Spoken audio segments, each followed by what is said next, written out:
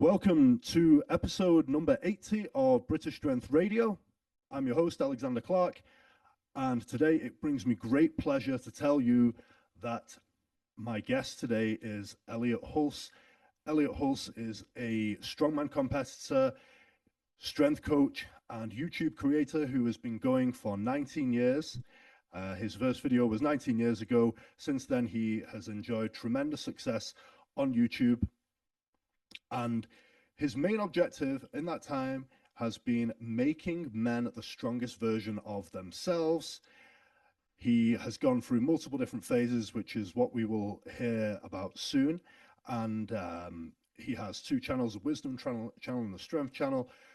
I personally have known of Elliot since the early 2010s, and from that point, he has had a profound effect on my life, and given me the influence and confirmation in a way to live my life. For that, I'm extremely grateful, extremely excited to have him here today. Welcome, Elliot Hulse. But first, a word from our sponsors. Strom Sports Nutrition.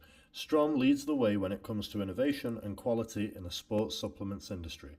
Whether you're looking for strength athlete favorites such as Creamax, Support Max Joint, Hydromax and the StimuMax range, or more health focused products such as Cystomax, Levagen or Support Max on cycle support, you can follow Strom at strom_sports_nutrition on Instagram, or check out that range at stromsports.com using the discount code British Strength, that's all one word in capitals, at checkout. Zero Wales, bringing the premium option of powerlifting and strength training to Cardiff via their world-class facility, superior coaching and supportive community. You can follow them at zero_Wales on Instagram or on Facebook at facebook.com/zero.wales. Zero is spelt with a W at the end, or head to zeroweakness.co.uk. Beast Farm is the range of sports supplements and training gear founded by Eddie Hall, the world's strongest man. His new range is based on the products he used to become the best in the world, including Beast Stim pre-workout, Beast Hydro hydration formula, and even Beast Strong smelling salts. Check them out at beast.co.uk and use the code BSM10 at checkout for 10% off your order. That's BSM10. If you would like to support the creation of more episodes of this podcast, then head over to BritishStrengthMagazine.com and subscribe to British Strength Magazine for articles by the brightest minds in the UK strength sports industry and interviews with the world's strongest athletes.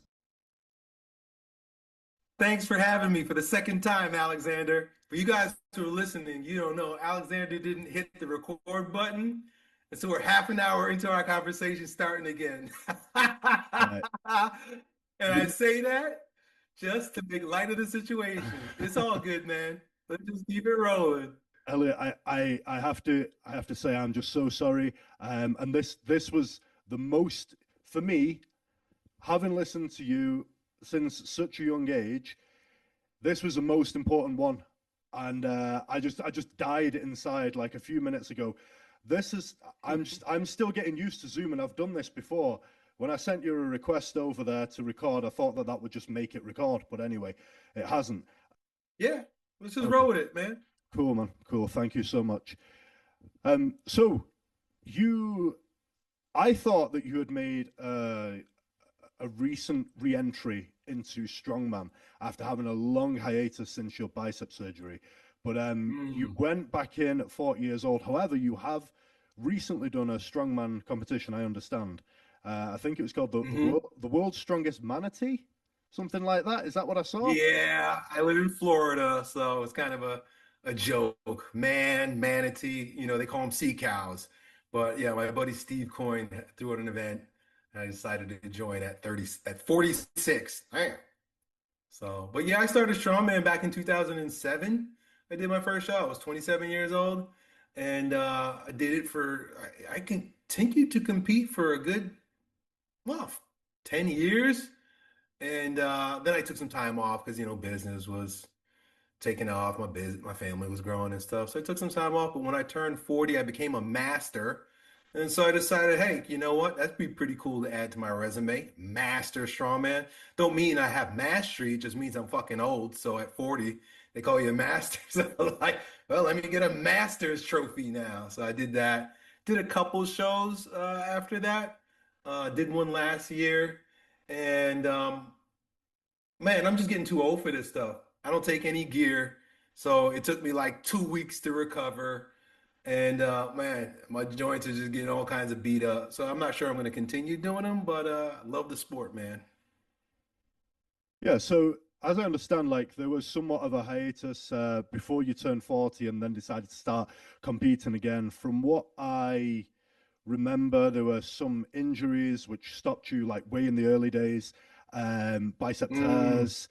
Um, and how was, you know, like we spoke about your willingness to pivot from one version of yourself to another version of yourself and just keep going is you're quite quick to do it.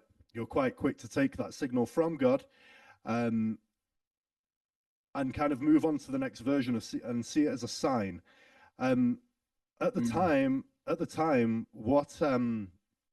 what did you feel about, you were at this height, and I think you tore your bicep. Was it ripping down a tree or something, or doing something with a tree? You said at your dad's Oh house or man. something like that. Was that the thing? Yeah, so that was 2010. I tore my bicep. And then back then I was on Tren. Be careful with Tren, boys. That shit'll tear your joints up, tear your tendons up. And so yeah, I wasn't even competing that day or training that day. I was helping my dad in the garden. And yeah, I popped my left bicep. And I knew in that moment, I took it as a sign that God wanted me to use my energy in a different way. And it was legit because it was shortly thereafter that I poured all my energy into YouTube, and that blew up. So it's like, we only have a certain amount of energy, right? Like when I say energy, I'm talking about like mental, physical, time, right? There's only so much resources you have. And so I know if you've competed, you talking about powerlifting and stuff, man, you pour a lot into that. You got to pour a lot into physical sports. It's fun, but earning trophies wasn't putting food on the table. So I turned my attention from competition to YouTube and to growing my gym, and it paid off. It just required a shift. So I couldn't continue to be 240 pounds and competing every other month. I lost some weight, and I had to recondition my mind and re-strategize my life in order to channel that energy towards something different. But I always, I grew up playing football, and so I always have an itch for competition, even if I had to take a bit of a break back then. Then in 2015, I tore my right bicep. That sent me down a different rabbit hole. Then 2017, I tore my Achilles tendon. That sent me into a dark place. So yeah, injuries have been transformative. I made a video after I tore my right bicep. Um, and in it was shortly after I started reading the work of Robert Bly in his book Iron John, and he talks about the evolution of men, and he talks about how every wound is a womb, and that stuck with me because I was like, man, I got a lot of wounds, but what is a womb? A womb is a place for you to incubate, right, and to be transformed, right? That's where the zygote becomes a baby. So I've been a baby many times, the womb many times. With each injury, there's a new rebirth, and I think in many ways all of us experience that. Just for me, it's just been very public and very physical. Yeah, and you you have a unique ability to Elliot, are you there? Yeah. Yep, okay. Oh, sorry, the my program, the camera just kind of like shifted off screen, but we are still recording at least. Um, so you Mhm. have a unique ability to pivot quite quickly, to take the signs quite quickly. and we've seen that publicly. Like you say, the wound is the wound is a womb, and you kind of incubate and you go on to the next thing. Do you see these signs as you certainly believe it's from God? How do you have the courage to kind of go with these things and pivot so quickly like you have? You call it courage, but some people would just call it crazy. So I have a wide aperture for interests. It's just a part of who I am. I was diagnosed with ADHD when I was a kid. I never really believed it, but when I look at my life, I'm like, damn, I got shiny object syndrome. I like a lot of things. You could call me a dilettante or a polymath. Either way is just being jack of all trades, master of none. So when it comes time to pivot, all I do is kind of see what's interesting to me at the moment, and I follow that rabbit down its rabbit hole. So a lot of people it's are confused by me, and I guess maybe I am a confusing guy in that way because it leaves my audience unsure of what I am or who I am or what I do. But I have this desire to experience all of life and what it has to offer. I mentioned earlier that I look at these guys. I live in Florida, so we have a lot of like pro wrestlers. And I look at guys like Hulk Hogan, may he rest in peace, who played one character his entire life. He had one stick, he had one gimmick, he had one way of being. And I admire that in a lot of ways because I wonder if I would have stuck with some of the things that I started. By the way, I've started so many different things. I'm usually the first to get things rolling. Like I said before, I was one of the first on YouTube. I was one of the first to create a warehouse gym. I was one of the first to make strongman popular. I was one of the first to start talking about entrepreneurship to young men. I was one of the first to do a lot of things. But being the first doesn't mean that you're going to be the best. It doesn't mean that you're going to be the top. It just means you're the guy that gets the ball rolling. And so, in my desire to experience a lot of things in life, I also give up the potential for mastery. So it's a little bit, it's a little give and take. But that's just the way I am, man. I just got to accept myself. You mentioned having ADHD. I'm curious to know, were you medicated or have you, like, even since being an adult, have you tried anything like supplements or medication wise? Or is it just something you've completely embraced and you've kind of learned to leverage? Well, when I was a kid, they medicated me. I was one of the first, once again, one of the first to like be diagnosed with this thing. It was like 1988, and they were like, "I think there's something wrong with your kid." So I made my mom take me to the doctor and put me on Ritalin when I was, like 9 years old. But I resented it. I hated it. I used to spit it out because I was much more fun, and the kids liked me better when I didn't take the drugs because I was, I was a fun guy. Teachers couldn't stand me. But my friends thought it was cool, so I just spit it out. So I resented it completely. I was like, I don't have anything, there's nothing wrong with me. In fact, it made me worse because now I was like angry. I was like, pissed off. So I never accepted that as a diagnosis. But now, like recently, like there's a lot more understanding about what it is and how it manifests and why and so on and so forth and how to treat it and stuff like that. So I've just a year ago I decided to sort of like, okay, maybe. And I look into it and I read all the literature and I'm like, okay, yeah, I think I got it. So I think they were right. But the one thing I did notice, because I never did anything about it, I am who I am and it served me well, but it also hurt me in a lot of ways. I did notice that when I was doing a lot of prolonged fasting, it went away, which confirmed in me that it has a lot to do with diet. I even look at videos of myself when I fasted down to the bone many years ago, and I'm like, wow, I'm much more calm, succinct, focused, and eloquent when I'm not eating food. And of course, maybe that's because I have low energy, but it was fascinating. I remember those times, the clarity that I had when I was fasting a lot. So besides knowing that fasting changes the way my brain works, I haven't really done anything to address it. Okay, when you were fasting, if you were to kind of extrapolate that, was it the absence? Do you have any theories on like whether it was the absence of food in general or the absence of certain nutrients? Like, I mean, the main one that people might say is carbohydrates. Um, Hmm. have you ever like had a similar feeling off a low carb diet, for example, like a keto type thing? Hmm. Yeah, I was doing fasting and keto, Okay, and my brain, and of course they are telling us this, in science, but my brain worked much better on fat, on ketones, okay. than on carbs. And I have a history in my family of insulin sensitivity, diabetes.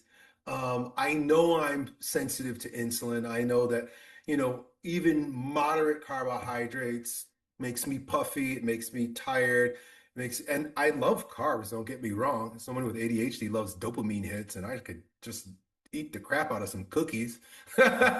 Same. But I do know that it doesn't just make me fat, it also makes me dumb. And so there's no question about it. Carbohydrates and me are just not, we're not good friends, although I love the things that hate me. Yeah, that's something to that's quite interesting because a lot of people like say the same thing. The people who have problems with them anyway. I think it's certainly something I'm going to pursue a lot more of. When I'm out of this powerlifting realm, I think going down a lower carb route just for the more clear mind, the more sharp mind. Remembering to hit record on things, etc. Um, so on the topic of pivoting and kind of reinventing yourself, um, you mentioned on one of your videos a clock and the way that life has seasons. This is a video, I can't remember what it's called. It's a recent one that guys can go and check out if they want to. But on that, you mentioned how you've seen in your life patterns and seasons. How did you come to that realization? And do you think it plays out in the lives of men, of people? Well, I didn't make this up. I don't even know if it's true, but it definitely registers with pattern recognition, right? And so without justifying the idea, I just can point out that when you turn 12 years old, right? So we're talking about 12-year cycles in your life. That's the idea, that there are 12-year cycles in your life. Okay. When you turn 12 years old, when I turned 12 years old, I started growing hair in my balls, arm stitch starts stinking, and all of a sudden girls are interesting, right? There's like a consciousness shift. There's an awakening that happens around age 12 for everybody. Nobody can dispute that, right? You're going from child to older child, a teenager, right? There's a biological shift that happens there. And most people take it for granted, generally speaking, that that's the big change from boy to man. You go from boy to man, not realizing that, like, okay, there's many different stages in life, not just boy to man. You're not initiated once. Our ancestors understood this about initiation. They didn't, we glorify this whole idea. We fantasize this whole idea, romanticize this idea that, there was an initiation that made a boy into a man, not realizing that, no, that's cyclical. You're going to be initiated into new phases of your life multiple times in your life. The fact that we don't recognize and honor that is part of the reason why most men stay stuck in boyhood. But that's another story. When I turned age 24, without knowing anything about this or thinking anything about this, I noticed that my life was going through a huge transformation, huge shift. And it wasn't good, it was painful. It was challenging, let me put it that way. I recently got married, had our first child, living in my father-in-law's basement, got really sick, got laid off from a job, didn't know what I was going to do, moved to Florida. I mean, it was just like whirlwind. Like life just kind of got flipped, turned upside down. Once again, I didn't think anything of it. I wasn't like, oh, that's interesting. It was 12 years ago that I was growing hair on my balls. I didn't think anything about it. I was just like, wow, 24 was a tough year. Many, many years later, when I started mentoring young men at my gym and then later on YouTube, the strangest phenomenon, I know that is the strangest thing. 90% of the young men that were coming to me seeking advice were 24 years old, literally 24 years old. It wasn't like, around 24, or it went beyond just feeling like a coincidence. It was like, whoa, something happens at 24 that's got all these young men confused about who they are. Once again, I didn't think anything about pattern recognition, but I did notice that one thing. It wasn't until I turned 36 that my life started falling apart and I started having confusion about my direction. What do I want? What do I value? What is true? What is not true? That I was then prompted to like kind of investigate what's going on in my life, right? I was at the peak of, I was making money, I had time, so I wasn't like hustling when I was 24, or I wasn't like, in school when I was 20, 12 years old. I was 36. I was like, well, let me investigate what's going on in my life. Am I having a midlife crisis? So I started looking into that, and I discovered the work of Robert Moore, PhD, who wrote the book, The Archetype of Initiation. And in this book, he points out these patterns. In fact, that's the first place I saw this pattern, but he didn't give specific numbers or time frames. He just says, as a man, you're going to go through this phase, you're going to go through this phase, you're going to go through this phase, you're going to go through that phase. I also read another book by a woman named Alison Armstrong called The Amazing Development of Men. And she describes all these stages. She says, you're going to be a page, then you're going to be a knight, then you're going to be a warrior, and then you become a king, but then you become, and then at king, you then descend into the tunnel. And then you rise again as a middle king and then as an elder. So she described these cycles. Well, anyway, so I recognized these cycles and I honored them. I was like, yeah, men need initiation because initiation is happening to us whether we honor it or not. Around the same time, I met a woman who was teaching this form of, she doesn't even call it astrology, but it's based on the 12 archetypes. She called them archetypes that encompass our consciousness. She called it cosmic consciousness. And she introduced me to the idea that every year you're going through a lens of your own consciousness, and it follows a clock. And so at the top of the clock, every 12 years, you're initiated into a new journey. Once again, she even said this. She said, don't believe it because it's not true. So as strange as that might sound, like, okay, well, you're telling me this, does that mean I need to believe it? She's like, don't believe it. Don't believe it, she said. She says, just notice it. And that was great advice because a lot of people get caught up in these things and they become dogmatic. They're like, oh, well, this is going to happen and that's going to happen. And that's where people I think that's where in Christianity, they warn, they're like, be wary of this kind of shit. Don't get involved with these kinds of ideas. And I understand because people then make them into gods. Well, my teacher at the time, and I wasn't Christian at the time, so I was like, whatever.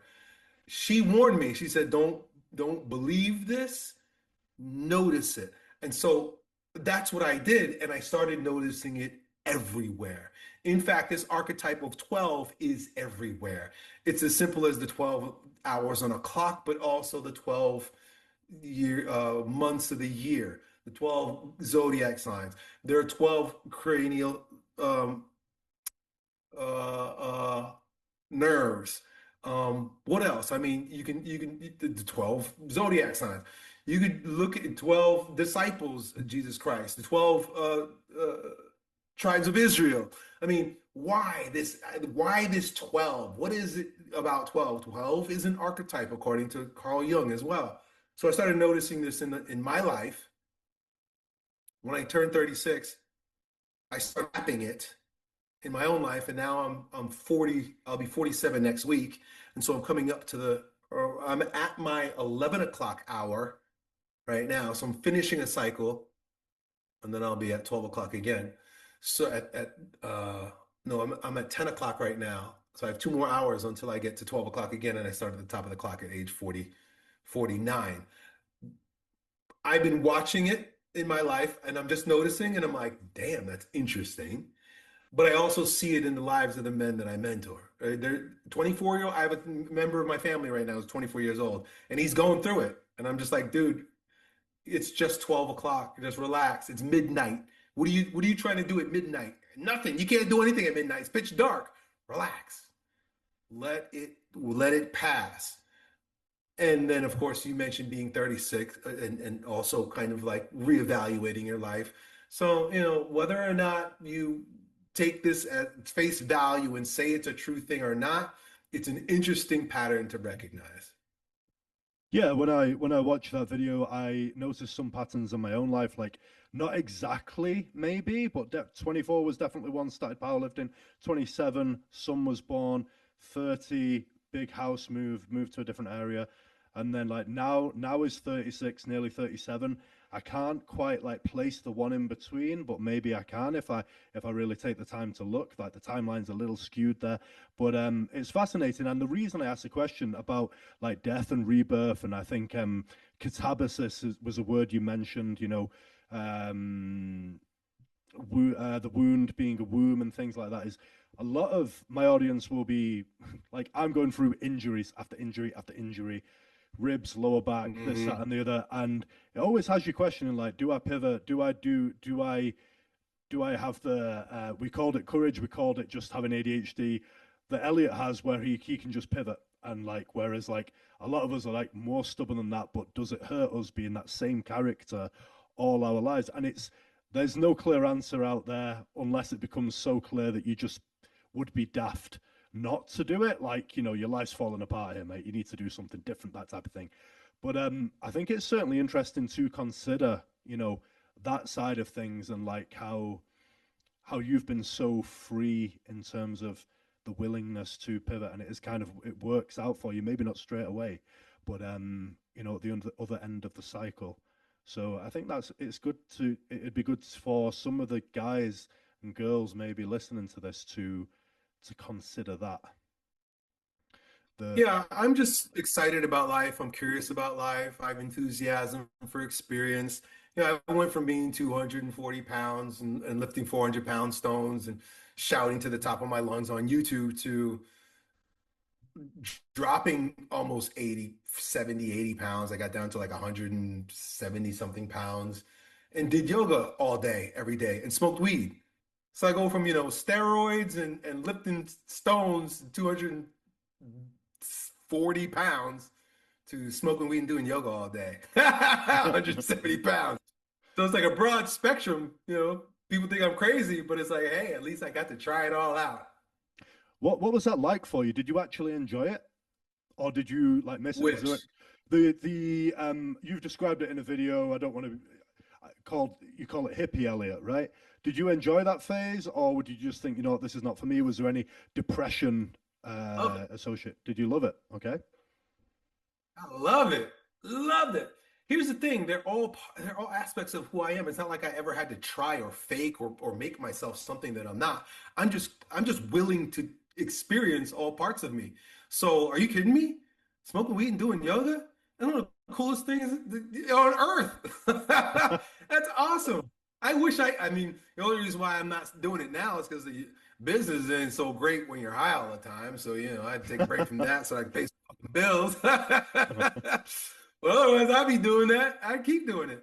But you know what? There's also something cool about getting juiced up and lifting 400-pound stones.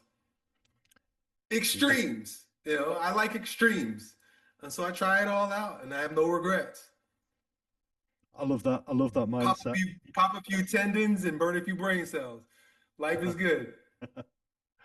I love that mindset, and another mindset I love. One of the things that massively like impacted my life back in the early days of you was the non-job campaign. Guys, you can look this up, YouTube this. Um, it was like a mini series, if you will, whereby you talked about finding your passion. Not everyone knows what it is, but finding a way to monetize that passion, essentially. I guess it's called being a creator these days, something like that. I guess it's a lot easier with all the social platforms available to us. But essentially, the principle was following your heart, trying to avoid the 9 to 5 grind. Not that everyone is built for avoiding the 9 to 5 grind. I mean, some people are 9 to 5 grinders. That's it. But with me, it resonated, and yeah, I think it's kind of an fu to the system in a way, in the sense that it's like, some I just couldn't be that person. Like, I just couldn't be that person who says yes to a boss all day and dreads going into work or weekend, stuff like that. I feel like it's not been the most financially fruitful for me up to this point, but that follow, the whole principle of following your heart, doing what's within you, following the path that God has for you. Um, do you still resonate with that? Do you still feel follow your heart, and do you believe that God has a path for all of us, and we're all just trying to become closer to Him and listen to that the best we can? Yes. It's funny. I was listening to somebody say something recently. When you talk about everybody has a path and God has a plan for us, this is an idea of my own, but I think God has a perfect blueprint for every single one of our lives. Like there's a perfect blueprint for like an oak tree, and it's found in the seed, and it will be what it's supposed to be. And I think that the same thing, like if you plant an oak tree seed and you plant a grape seed, you're going to get two totally different things. And so we're all unique like that in that seed. And that the perfect way to live is to fulfill that purpose fully. But we don't know what it is. It's not like somebody gives you a manual and says, here, this is what you're going to do, this is who you're going to be. We got to sort of like live our lives navigating it with a sort of sensitivity towards what I'm really, what am I really? Who am I really? Where am I going? What am I supposed to do? And the lady I was listening to this morning, she called it your dharma. I think that's an Eastern term, your dharma. But she talked about all the things that distract from dharma. So I was like, wow, that's interesting. So you have a particular, like, if an oak tree has its perfect blueprint in the seed, but maybe a somebody builds a house right next to it. So it's not going to get the same kind of sun that it was supposed to get. So it has to like twist itself and like in order to get sunshine. Or I have some plants out here that like they don't grow as well. They have to like bend because there's a tree in the way. So it's like we spend our lives trying to adjust to the obstacles that get in the way of us, like that tree reaching up and facing the sun so that we could receive the divine rays that give us life. So it's like we spend our life twisting and turning, trying to like just finally just like reach where we're supposed to reach. And so I know you're asking about non-jobs. Well, I remember seeing my uncle when I was 14 years old. This was 2000, this was 1994. And he had a really tough he had a really tough couple of years. He married the wrong woman. That's one way you could screw up your dharma. Marry the wrong woman. He married the wrong woman, and that went bad. He went to a career that he didn't like, and that was bad. And he just like hit rock bottom one day, and he was like, "I just want to lift." And so he became a bodybuilder. You know, 1994. And as a result, he started training people in the gym, and like he found his dharma. He found his path. He found God's perfect blueprint for him. He was always into martial arts. He was always into athletics, and he found personal training and bodybuilding at a time where like that was no there was no personal trainers unless you were in Hollywood. He was in Jersey City. And when I saw that, like it instantly like resonated with me as the blueprint. I was like, that's the blueprint because he taught me how to lift. It's like I'm going to spend my life lifting in a gym, teaching people how to get strong, and that's how I'm going to make money. So I knew I was going to have a non-job when I was 14 years old when I saw my uncle doing it, and it allowed me to play out what I believe was a divine blueprint. That was because there were all kinds of obstacles to that. I went to college. I got a degree in healthcare administration. My parents wanted to get me to get a job. It was all kinds of things that like I was supposed to do, but I was like, no, I'm gonna be a meathead. I'm gonna go to the gym. I'm gonna lift. I'm gonna show people how to do it. I'm gonna grow stronger. I'm gonna make men strong. That's what I'm gonna do.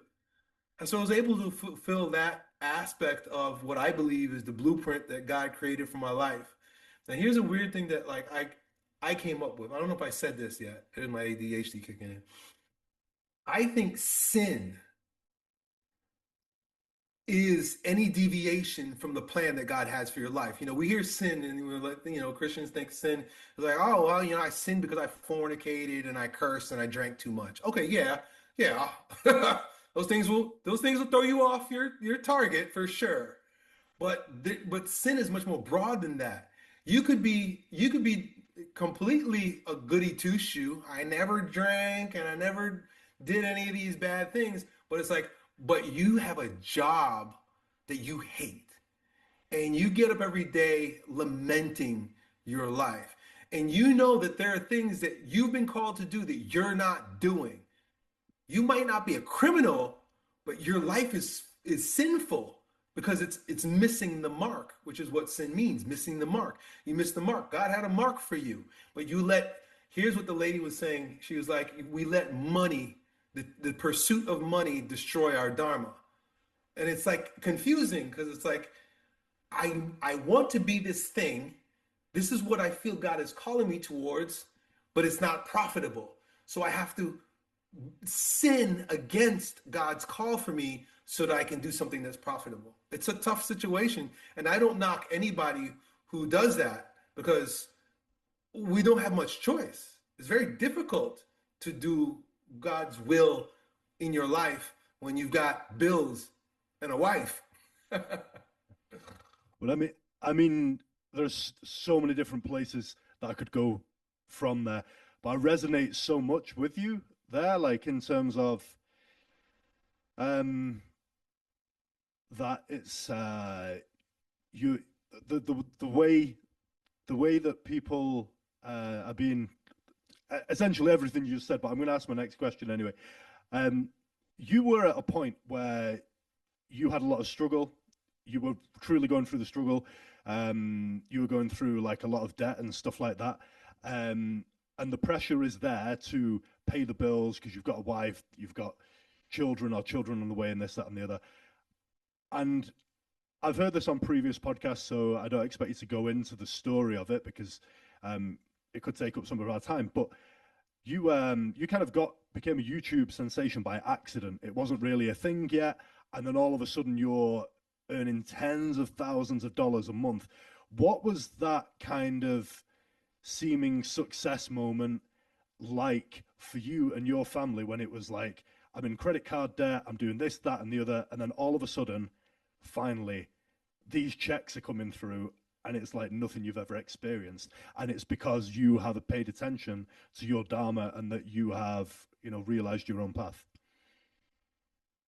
I wish I could say like, oh, it went all according to my plan, right? Like, yep, that's exactly what I planned to do. But you were right. Every step along the way, it was God's grace. You could say an accident, you could say luck. Sure, I'm lucky. Blessed, right? I could say that too. But there was a few things that were true. I got up every day and I did what's in front of you. That's what my dad says. Get up every day and just do what's in front of you. And I live by that. I live by that to this day. He says, nothing to worry about. Don't have any worries. Just get up and do what's in front of you. But that shift that you asked me about from, poverty, right? I was on food stamps, right? We were getting government assistance. I'll make no bones about it. We didn't have money. We didn't have any money. I was just deeply in debt. I was driving around town in a beat up van that had no windows. Literally, no windows. And I'm just driving out. Florida, it rains, and fucking rain is coming down on me. The gauge on the gas broke, and I didn't know when I needed gas in there, so I had to push the thing multiple times. I mean, it was wrecked. That's how I live my life. But whatever, I'm a strong man. I can handle it. And the thing is, I was used to that. Like I'm a grinder. I'm a grunt, right? I was almost a Marine. And when they would put me in the Marines, I was like, I want to be a grunt. I just like that freaking name. Give me a helmet and a gun, and I'll crawl in the mud. That's just my attitude. It's just what's natural to me. So I had no, I was just doing what was in front of me and crawling through the mud. So when the money came, I wasn't prepared. When the money and the fame came, I wasn't like preparing for it. I wasn't like, when this happens, here's how I'm going to handle it. I had no freaking clue how I was going to handle it. It was like, it just got dumped on me. And I had a lot of growing up to do as a result. All of a sudden, I'm making all this money. The first thing I did was get scared. First thing was scared. I was like, oh shit, because I made the money and started spending it. That's the first mistake, I Right. guess you could say. I'm like, here it is. Well, boom, I just started spending. And it like dawned on me. One day, this is when I got scared. Like, I took my family out to a resort on the beach in Florida, right? Because I had enough money to get one, but it was a cheaper one. It was kind of cheap. And we got there, and my wife was she was disappointed. And I was like, well, why don't we go to the Don Cesar, which is like luxury. And it was like down the road. And I was like, well, you know what? Pack up your stuff. Like we even paid for the reservation at the place we were at. So we lost that money. And we were like, let's go. And we went to the Don Cesar. It was fucking beautiful. It was amazing. But in that moment, that's when I realized something changed. And I was afraid because I was like, what if I can't make this money anymore? It like I got scared. It was right at the beginning, and it was an irrational fear, I guess, but it made sense. And so I spent the next couple of years taking it all for granted. I blew all the money. I was buying shit, paying for shit. I didn't save a dime. Because I was not mature enough to handle it. Even the fame, I didn't know how to handle fame or fortune. The fame I didn't know how to handle. It pissed me off how many people were interested in me. They would come to my gym, they'd be looking in my window, I'd be trying to hide from people and shit. People are messaging me, they found my phone number, and like these are people that love me, but I'm totally unprepared for this kind of attention. And so, I mean, I could tell you stories about all kinds of weird shit. Luckily, I saved my marriage. If I was a different kind of person, if God's grace wasn't upon me this entire time, you know how many women were just all of a sudden throwing themselves at me? And I'm married now with 4 kids. All of a sudden, at age 33, this is what I tell young men. I was like, dude, you're not going to reach your peak till your mid 30s. So don't stress out if women aren't paying attention to you. Women want to have nothing to do with me when I was in my early 20s. I got married and I was like, all right, screw it. I turned 36. I got famous on YouTube. I was making a whole bunch of money. Women are throwing their panties at me. Wow, what do I do?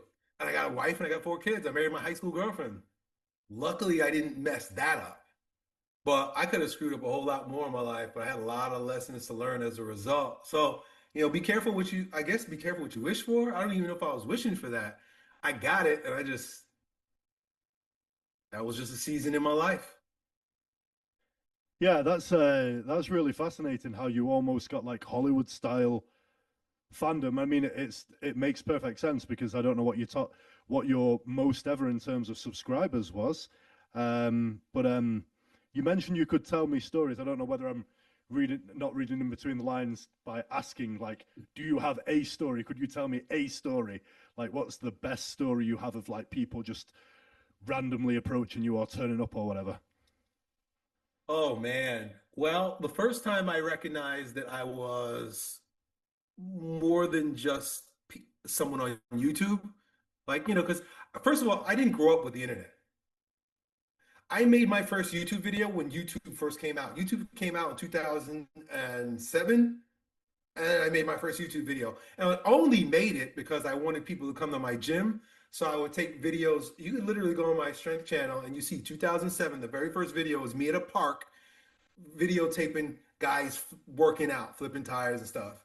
And I just made those so that they can show their friends so that they can come to my gym. I had no idea people all over the world were going to be looking at YouTube. I had no freaking clue what was going to happen. But I lived in St. Petersburg. At the time, St. Petersburg was just Slackerville. I mean, like downtowns, run down, abandoned buildings, bums everywhere. I mean, I'm living in, it's a crappy little city in Florida. At least it was back then. And so here I'm in my warehouse, I'm making these videos, and I see that my subscribers are going up. I see that I have 1 million subscribers here, or I'm approaching 1 million. I'm not thinking anything of it. I don't look at the comments. I don't even know what's going on.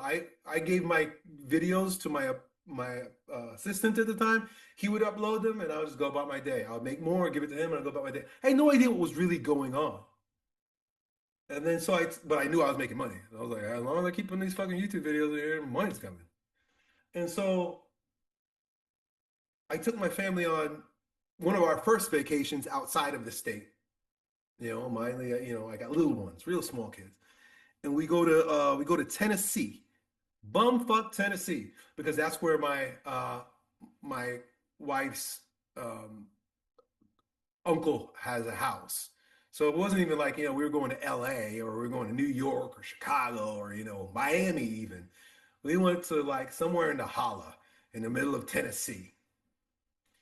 And here we are, in this weird ass wax city in the middle of Tennessee. And I'm taking my kids on like a ride at Dollywood. And the whole staff comes out and they're like, "Oh, you're Elliot Hulse." And I'm like, I have a name tag on. I'm like, what the hell these kids know who I am? And back then they didn't have, think about this. There were no there were no cell phones. This is 2000, this is like 2012. Nobody's running around with cell phones and taking pictures. That's a new thing. It's not even that old. So they're getting my signature. So I'm writing my signature on Wow. napkins. I'm writing my signature on napkins for these kids in the middle of Tennessee.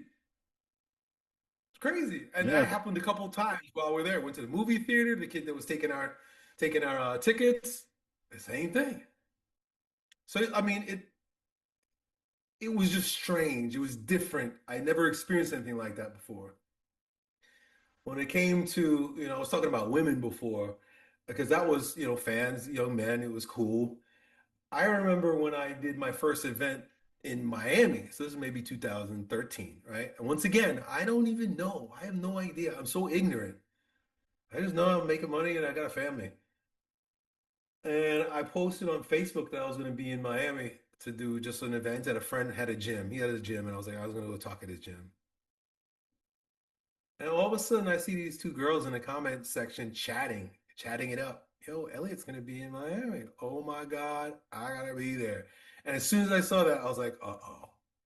These girls are hot too. So, I look, like, ooh, of course, you look at the profile. I'm like, oh God, Miami girls. Gosh, Miami women. Ooh, horrible. Anyway, so in that moment, I realized, oh, well, this is not going to probably end well. And so I tell my wife at that moment, I was like, my wife has to go with me when I travel. I was like, because I'm going to get in trouble.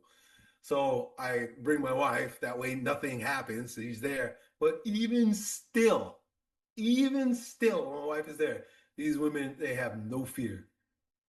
No Wow. fear.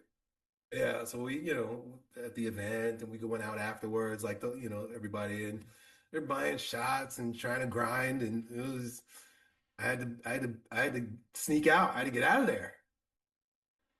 Wow. That I is never experienced anything like that in my life. If I was single, oh boy, I would probably have all kinds of baby mamas.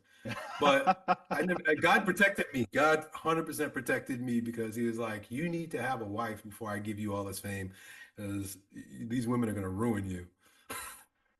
So yeah, just some crazy stuff. Yeah, it's funny that, like, I think the way you handled that there was, you talk about being a Christian and stuff like that is a perfect Christian way to go about that situation, and it's like a really good way to do it. Like, I'm going to bring my wife and make sure nothing. You handle it in a very commendable way. I think um, the right way. Yeah, I wasn't Christian at the time. I just didn't want to ruin my family.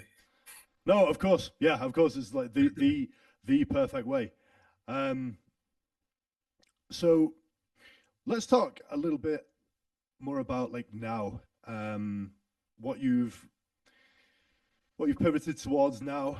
Now is more of a you know God focused era. You called this Catholic Elliot. Um, Before this was kind of like kind of a crazy time in history, like in between 2020 and 2023, where there was MAGA Trump Elliot. That was kind of like a bit of a controversial time on the internet, which I don't know. I personally like. I just hated that time on the internet. Everyone was at each other's necks all the time. Oh, Um, but I think that it became like the most polarizing. We're in some of the most polarizing times now. How have you personally dealt with like these times? I see like you've gone towards like there's a crisis in masculinity and this, that, and the other, and it's kind of different from the way you taught like 10, 15 years ago. How what are your kind of objectives now? Have they changed at all, or Well, it's all me. You know, people say I change. No, I just show you different aspects of me. Like okay, within the seed of Elliot Hulse are all these things. You know what I'm saying? A lot of people they're confused because they didn't see it because I didn't show them. But like when that 2020 rolled around, most people didn't know that I was conservative. They didn't know I was a libertarian and that I voted against Obama 10 years ago. They had no idea that I had these kind of values. So when all of a sudden I was like, oh, this is fucking retarded, and I started speaking about it, people were shocked. Like, whoa, what's going on? Oh, is this Elliot? I don't like this. But I didn't change. I just started speaking up in ways that you weren't aware. You weren't aware that were there. So I don't know about now being any different than then, being any different than 20 years ago, Elliot. It's all the same. It's all the same, Elliot. The only thing I will tell you is that I have far more injury, a lot more wisdom. So my humility, as strange as it may seem, listening to me be charismatic and talk about myself here is 10 times what it was just a few years ago. And that's what experience will do. It will show you the truth about who you are. And I don't believe I'm a Superman anymore. When I was young, I literally believed I could run through a wall. Like no joke. okay, I did attempt to. In fact, I attempted punching brick walls thinking that maybe I could break it, and I fucked up my hands when I was a teenager. I would put my head down and play football, and I would smash through guys that were like twice my weight. I had no fear. I wouldn't say that I have more fear now. I would say I'm much more prudent. I'm much more discerning now. I know what to say no to. I thought about it the other day. I've gone from I can do anything. Imagine I can do anything to what am I supposed to do? What do I really want to do? What am I called to do? And that's a big difference. I still believe I can do anything, but that's not good. Because you don't want to do anything. You want to do what you're supposed to do. Me, what I'm supposed to do.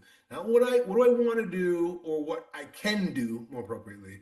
What am I called to do?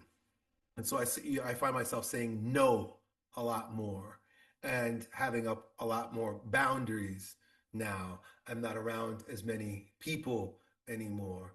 And, I live out in the middle of Central Florida where it's just nothing but cows out here. So I've been in sort of a cocoon maybe these past 1, 2, 3, 4, 5 years, past 5 years. I've been in a cocoon. And so you know what happens in a cocoon, right? Like shit is dissolving, right? That's where the caterpillar is dying. And so I don't know what's next. I don't know what people will know me as. I'm back. I'm on and off on YouTube. Last year I did a couple of months of YouTube and then I was like, I don't feel like doing this anymore. And then I've been on Instagram like the past couple months. That's why you hit me up. But I'm just like reposting shit that is from the past. I'm not making any like brand new statements or coming out in a charismatic way about some new thing. You know, it's I don't know. I don't so know. I guess you're taking it as it comes in a way and just kind of twisting and winding down that path as we spoke about before. Yeah, just blowing in the wind. Okay, well, in that case, I mean, I know you have 10 minutes, is it 9 minutes before you need to be somewhere or be with someone else. So, um, I was just to that point of what you're doing now.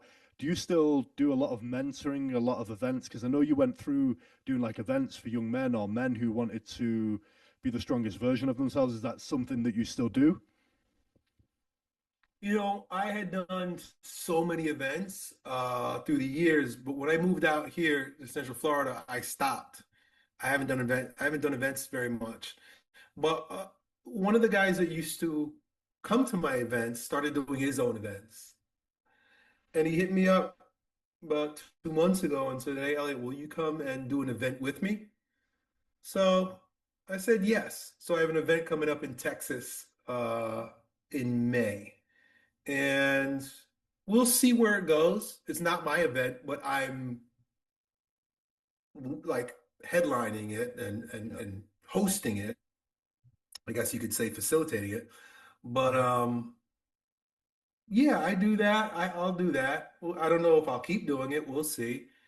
I also I speak to men one-on-one more now than ever before. I do a lot of one-on-one calls. I don't do like long-term coaching programs or anything like that. Yeah. I just talk to guys if they want to talk. You can hire me for 90 minutes and we'll chat and I'll listen to your situation and I'll give you some wisdom to hopefully get you some clarity in your life. I don't know if you can call it coaching. I don't know what the hell you can call it, but it's time with me. I know that my most valuable asset is my time. I know my greatest gift is my presence. So I offer that. Yeah, I saw something similar posted by a guy called Alex Hormozy. I'm not massively into him, not a massive big fan, but he said never go in the middle. He said either speak to a large audience, a very, very, very large audience for nothing or next to nothing, like YouTube, which is what you've done, millions of people, or specialize, speak to one person, someone with a lot of money for a premium. Never go in the middle. And I think that's what you've done. That's what you're doing. That's what I like. I like that model. And he said like that's where he said something like where that's the middle. That's where dreams go to die or something like that, which I think is really cool.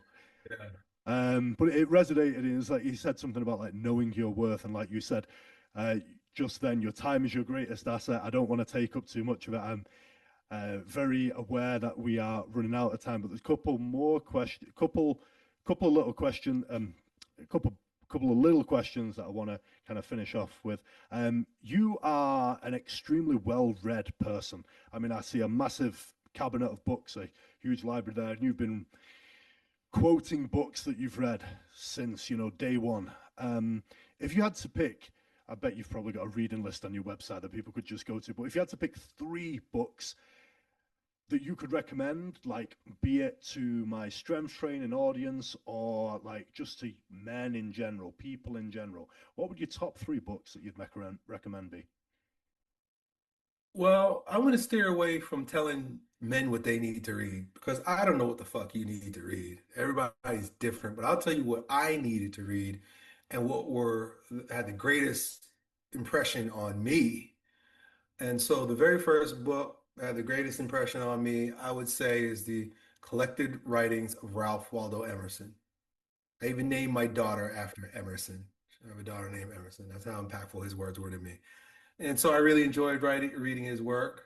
I also was really profoundly changed by the writing of by the books of Alexander Lowen. I would say, in particular, Language of the Body. So that would be number two. And number three is probably more of a book that, as a book I read this year, and I in fact bought a copy for everybody for Christmas, which is Abandonment to Divine Providence by Father Jean-Paul Coussade, written in the early 1800s, late 1800s. Okay, well, I will give those a Google, and I'm sure that many of the listeners will too. Before we wrap this one up, Elliot, do you have any message of any sort that you would like to share? Any, even, a wisdom message that you would like to share with people today before we go? It's kind of a random question, but the floor's yours. Yeah, I know that's a question that I've been asked a lot because I've been on a lot of podcasts, and that's usually a question that people ask. And I don't have anything because otherwise I'm gonna be pulling some shit out of my ass and just BSing you. Like I don't know anything. I am nobody. I'm just a dude with ADHD that reads a lot of books and got a big fucking mouth. And if that inspires you by helping you embrace who you are and not having shame about it, then good. Then let my do all the speaking. But words are cheap. I don't live by the letter or the words. I live by the word. Much more powerful. I like it. Thank you. And thank you so much. Thank you so much for today. And thank you for being so gracious after that little mishap at the start. You have no idea how much I was sweating, literally sweating at that point. Like in this weather, this weather here is not like sweating weather. But yeah, I massively felt like I'd messed up something big there. But like I said, you were so gracious, and I know that people listening to this will get something from it and find it really cool. I found it really cool. It's been a great experience for me. And if I ever have the resources uh, to be mentored by you on like a, you know, on a one-on-one, I would, you know, love to take that opportunity one day to take that thing off my bucket list if you would have me. But for now, mate, thank you so, so much again. Where can people find you just quickly? Oh, I don't know. Just Google my name, Elliotthullsc. If you see good stuff about me, click it. See bad stuff about me, click away.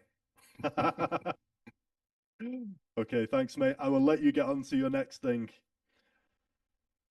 Okay, you got it, man. Pleasure. Cool. See you later. Bye. Bye.